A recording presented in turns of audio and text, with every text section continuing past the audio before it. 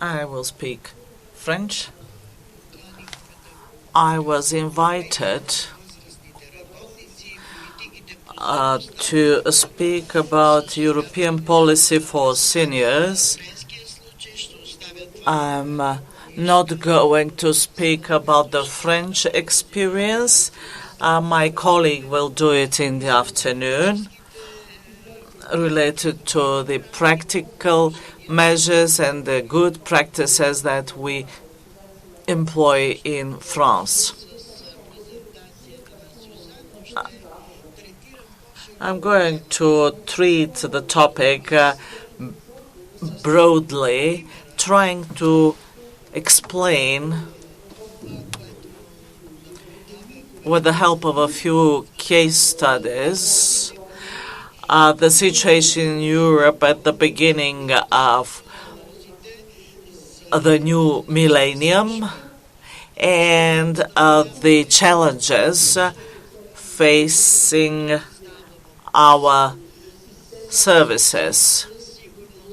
Social security as a system, on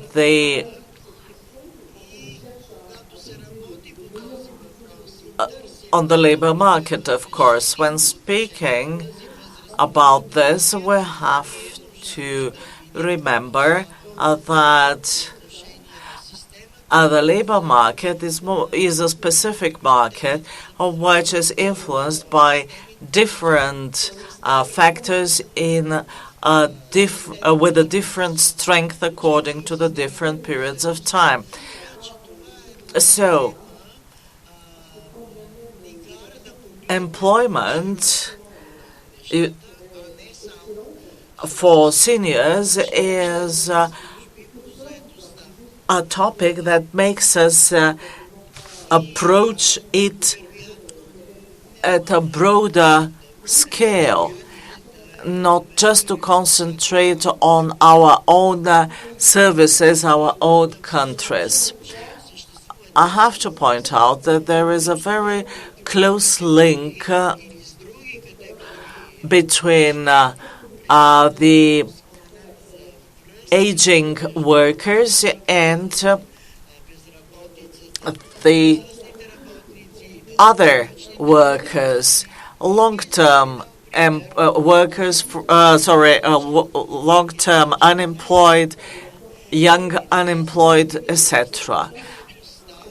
In 2014, the French Labor and Employment Ministry wanted to introduce a separate program for the aging workers. So our government was stimulated to develop a program with some specific elements needed only by the elderly or the aging workers. But it was found out that a specific program should not be used, but just including certain specific elements into an all-round program. Let's say elements like, as it was mentioned in the morning by the Bulgarian colleague, to stimulate the long-term unemployed, etc.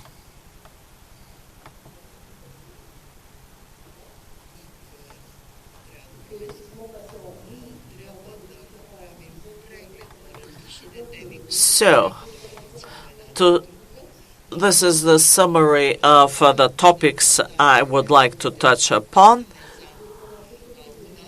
not only in France but on an all-European level. I will approach all the topics, the policies for the aging workers, and I will discuss some of the elements that we used. Now, the aging of the population is a tendency common for almost the whole world. It's not only Europe, but our Canadian colleague mentioned it. Our Japanese colleague also mentioned this tendency of aging population. So this means that the number of the aging workers among the active population will grow. Retirement age for the baby boomers is another very important factor, and at the same time, the longer years of service for retirement is yet another tendency. The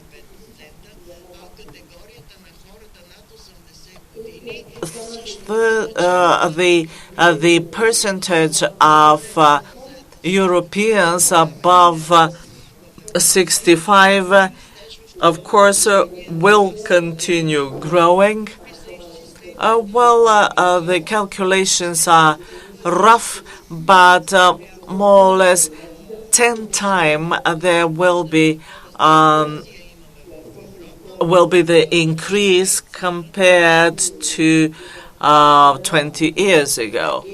Sweden, for example, has a percentage similar to Canada, and the aging is different. This is an example which draws a comparison between France and the OECD. In France, there is a great diversity of age groups. And here I have given you some figures about the three age groups of the aging workers. What are the other characteristics? Unemployment rate for those above 65 is 7%. Sorry, above 55 is 7%.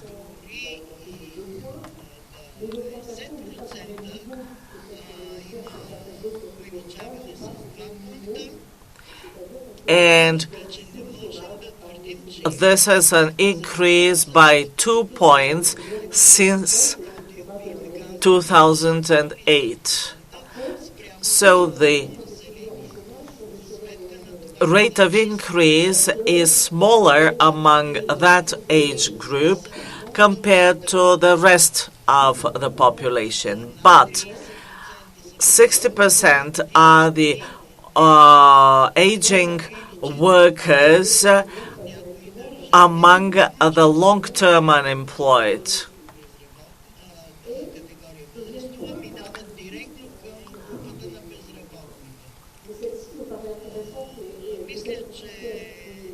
In certain countries, there is a direct increase of the number of unemployed whenever the quality of life in the country goes down. Are you happy at your job? 30% of the French 55 plus are happy with their jobs, 71% Netherlands, 54% in Sweden, and 50% in Germany. Even in countries like Sweden, where employment rate is highest, but evidently the Swedes are not that happy at their workplaces. So, we have such information, and we should analyze it and find out the reasons. Now, we should develop on that basis policies for increasing the active persons above the age of 55. With the implementation of the strategy Europe 2020, this idea was pushed away somewhat, but we would like to implement certain policies that will make easier the job matching and finding jobs for the aging workers. We should concentrate on policies that can improve the image of the aging workers. Well, of course, there are certain restrictive policies that have that exist in a number of countries. There are systems which take into consideration the salaries throughout the whole period of employment. And the system for early retirement are becoming less and less popular, so they are going to be left to the past. Some countries do have more restrictive policies than others, so the access to other systems for early retirement become more attractive. Well, other countries use bonuses or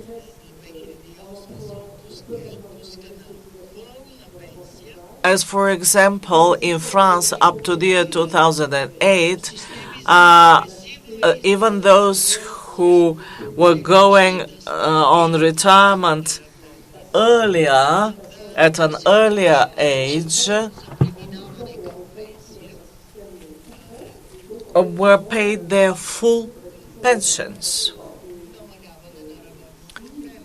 Well, shorter working time is one possibility, or part-time work. Such are the systems in Norway, in Sweden, Switzerland, and some other countries.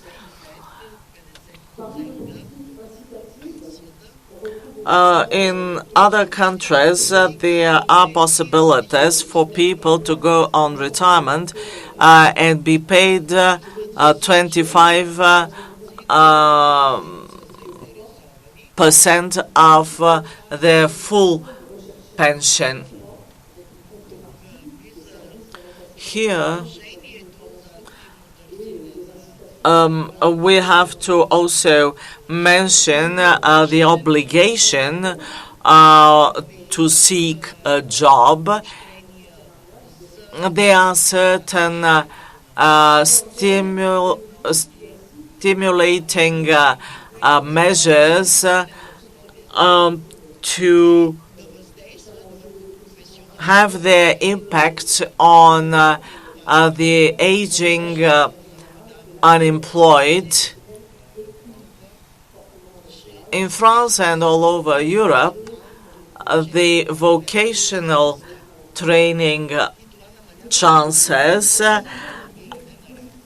go steeply down with age, and this restricts the chances of the aging worker to find a new job. The media, the information and awareness campaigns help in that respect.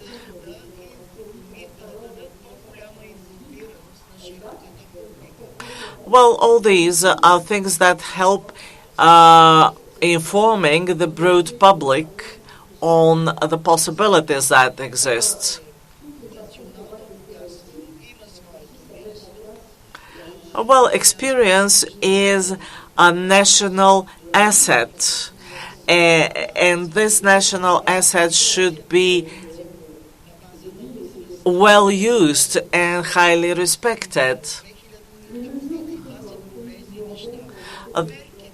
The measures that are taken in the European countries, in the EU countries, for the increase of the employment rate of the aging population. Let me mention just 3 of these principles.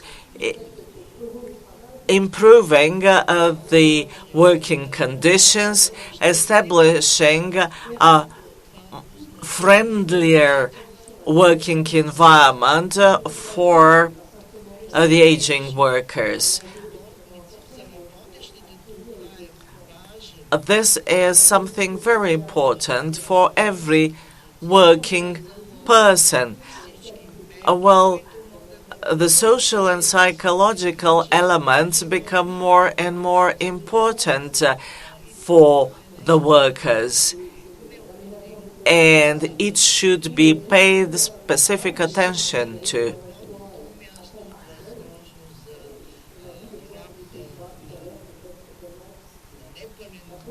Well, reduced working time, shorter working week, and other ways of adapting the employment to the specificities of the aging unemployed exist, and they should be stimulated, because the physical and psychic health of the aging workers is to be protected. Now about skills and qualifications in Europe. 30% of the workers in Europe are with the lowest educational level. And in countries like France and Denmark, 70% of the lower educational level group exists. Well, the experience that we have that the workers have accumulated is very important, which means that educational level diplomas are not the only factor that can influence the efficiency of a worker.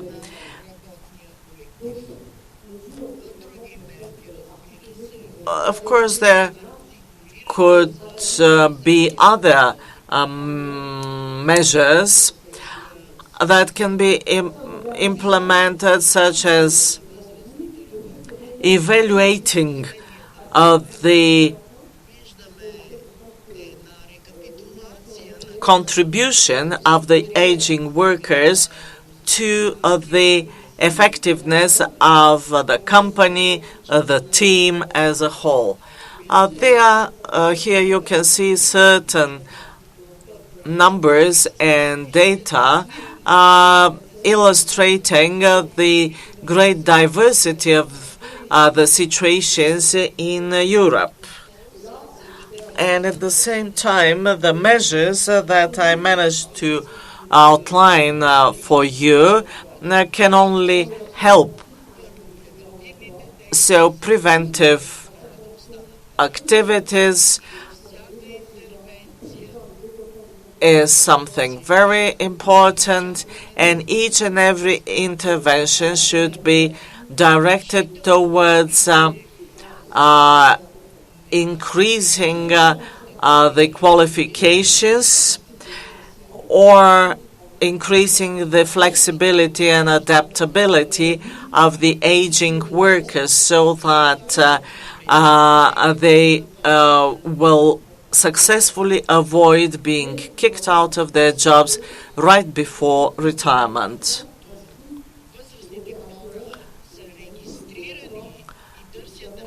When aging unemployed are registered and with the labor offices and are actively seeking jobs, we are obliged to help them.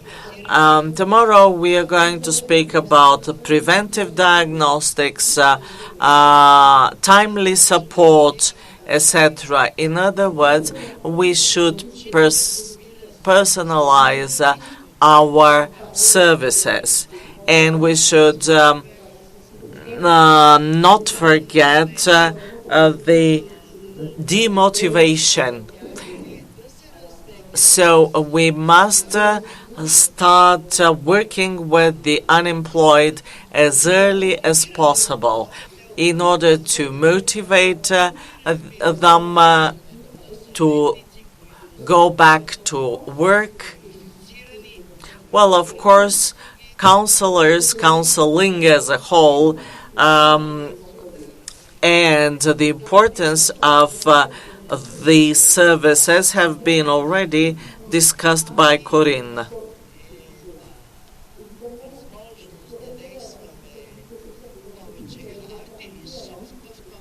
Well, we can be harder or softer in preventive measures, but we should be very strict in fighting this age discrimination. We must very specifically articulate this whenever we are in contact with employers. Motivating or remotivating aging workers need certain instruments, certain tools, but these tools are to be tailored according to the specifics of the aging workers. We also know that all the measures we are implementing should be put in harmony with each other and be a one whole.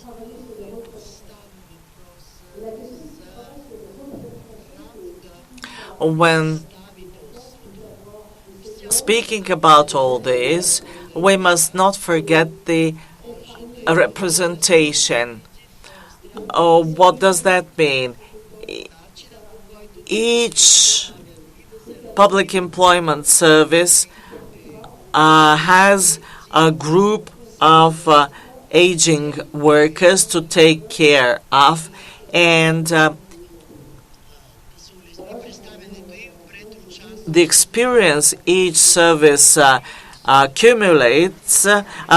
accumulated must be exchanged with everybody else. Thank you for your attention. Thank you so much to Mrs.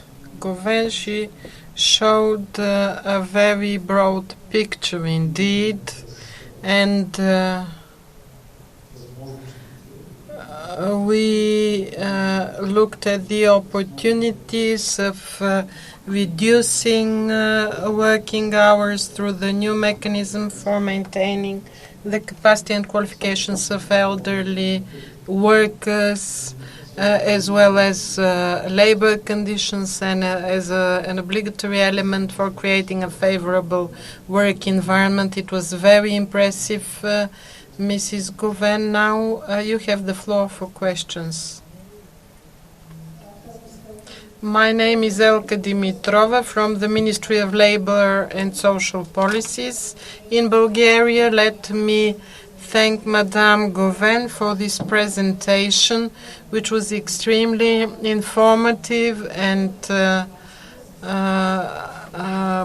very synthesized information with all policy aspects.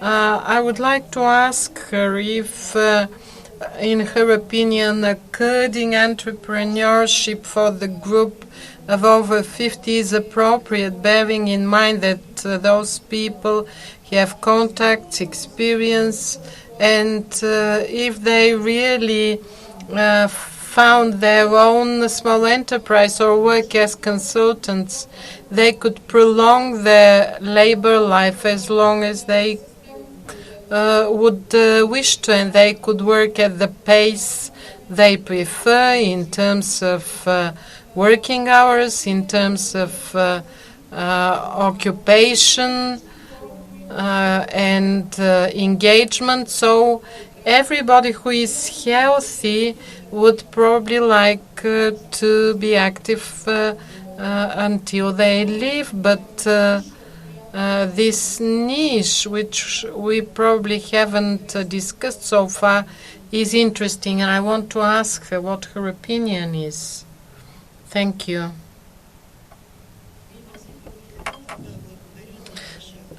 Thank you for your question.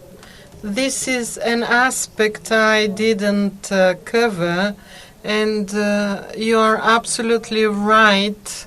Meaning that creating activities of own enterprises, if certain people lose their jobs, they could find another format for their active working life. In France, it is not by chance that we created a special status of self-employed entrepreneurs, and this aroused the interest not only of the elderly but of the young people too. But here we must ask ourselves whether we introduced this because there was not a better alternative. Also, let's not forget the issue of the payment that one could provide for oneself, how one would earn, and we could probably think of a system in which to accumulate the pension alongside with additional activities by those people. Mrs. Gauvin, I'm impressed by this presentation. Let me ask you a question. How do you see the role and the interference of the syndicates in extending the work life of the elderly? Diana Najdenova from the Bulgarian Confederation of Independent Trade Unions. The social partners, the syndicates, the employers' organizations have a substantial role, and they must take part in these changes. When labor conditions are concerned, as well as training, I think I covered those topics quite well in my presentation. For 10 years in France, we have had a council on the pensions in which experts on pension affairs participate, but also elderly workers at an advanced age, It sounds a bit discriminating when we use the word elderly workers. That's why let's say workers at an advanced age. All syndicates and social partners participate in this committee, and one of its tasks is to produce a joint diagnosis, including the aspects of the pensions, but all aspects referring to the issue of pensions. This council in France prepared certain recommendations for the enterprises, for the participants who can influence the ergonomics, the conditions, the ergonomic aspects of working conditions rather, and hard labor has been taken into account when the working life of a worker is extending, the fact that his or her labor was hard. So all the social partners must take part in this shared diagnosis of the situation, and afterwards things must be detailed in order to get to measures and recommendations phase directed to all participants, from the pension system, from the employment system, for the system for professional participation. These diagnoses must be joined, as I already said, including the syndicates. Any other questions? I don't see any other people. There is another question, actually. A very brief question.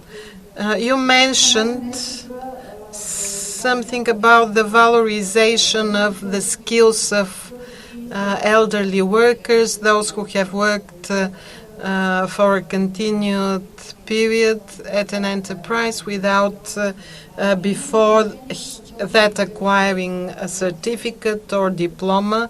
The French Employment Service, does it does it take any actions on it? What is the system of recognizing the skills of those people? It's a very important dimension of the problem. There is a scheme under which when a laborer of 55 or over loses his or her worker after working for a long time, all their life in an enterprise without previous diploma, but he or she has developed all the necessary competencies. When this job seeker goes to look for another job, it is necessary to diagnose the case of this person, of their situation. The fact that he or she doesn't have a training is not sufficient. This person has technical competencies. So we must make an analysis of his or her potential, capacity, advantages, which could be valorized by providing professional opportunities, job opportunities for this person. We must identify competencies and focus on them. The PES diagnose all this and outline the profile of the job seeker, connect the competencies to the market demands, and the PES then should be able to offer a set of services For example, a small module, training module, which would allow this person to adapt to the proposed job to him or her. This facilitates contacts with employers so that we can get a better understanding of what they exactly are looking for. Everything I mentioned can be implemented in a quite short period of time, and it is a series of actions which could be used by the PES. The example with Canada that we heard earlier on also focuses on the cultural references so that such actions could be very efficient. Another question.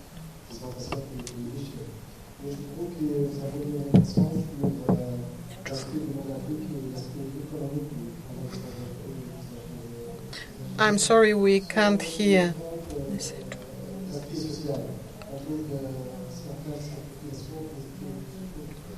I'm sorry, we can't hear the translation from French.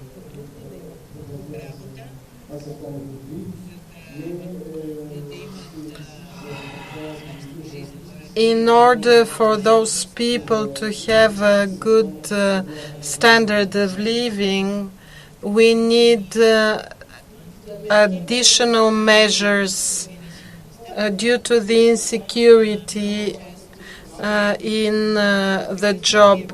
Really, very often we hide behind those problems. I believe in all countries throughout the world, in France or Europe in general, there are problems related to living standards. People continue to work until a later age because their living standard is not good enough or because their pension is too small, so they must continue to work in order to exist. But the other volley is when people